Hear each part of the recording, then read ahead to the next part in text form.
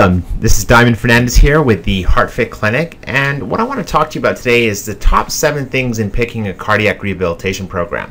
Now, if you've had some time, if you've had some kind of heart event or anything to do with your heart, really, I think it's very important to start a cardiac rehabilitation program. And this heart event could be anything. It could be a heart arrhythmia that you might be having, angina, which is chest pain or form of chest pain, heart attack, heart failure. Obviously, the most common is if you've had a heart bypass surgery or heart stent. And you don't necessarily have to have had surgery. You can have, like I said, any angina, heart arrhythmia, valvular disease, something that you're born with, some congenital disease, or any form of heart failure. So cardiac rehab programs is really not rocket science. The idea is to really provide you with sound advice to help you with your heart health. Obviously, we know the research is very well documented that cardiac rehabilitation programs will save your life. And many cardiac rehabilitation programs only last a few weeks, so it's really important to grab that information, more importantly what you do with it afterwards. It's about receiving this vital information so that you, of course, can live longer and live a better quality of life after a heart event. So this education, of course, will help you ensure that you're exercising safely, making sure that you have your diet under control, keeping stress under control, and also having an understanding of your heart anatomy, procedures, and all the tests that you went through. So number 1, it's important that the cardiac rehabilitation program is convenient to you. You don't want to drive long times and be in traffic, especially if you might have been told that you can't drive. So every city should have some type of cardiac rehab program and ensure that they have regular, obviously some flexible scheduling options as well. And it's okay to receive the information at home and start that way. I mean, some people might not live close to a cardiac rehabilitation program, or might live a little bit far away, or maybe just busy lives. So it's important to receive that education and definitely start that rehab program at home. So like I said, it's not open heart surgery. The idea is to get you the correct information and have someone from your cardiac rehabilitation program providing you with sound advice so that you can progress with your heart health. Number 2, do they have a qualified staff? Obviously, staff should be certified to deal with patients in cardiac rehabilitation. This could be cardiac nurses, exercise physiologists, counselors, or dietitians. And all cardiac rehabilitation professionals obviously should be certified by a reputable organization as to what they should do.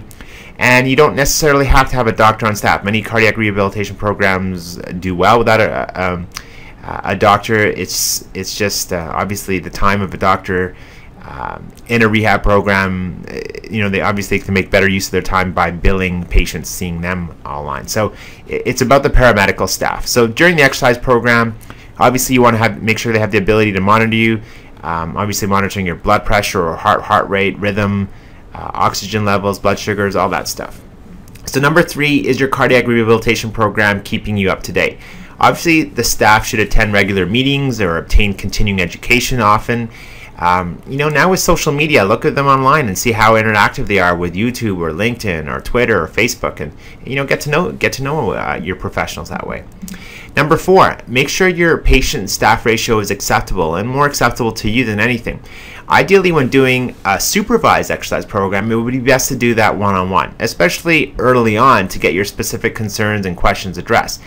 Obviously, the larger the group, the harder it is to focus on your requirements, so especially if there is an emergency. So look at what the staff-patient ratios are. Make sure that's comfortable with you. Make sure that's something that you're okay with.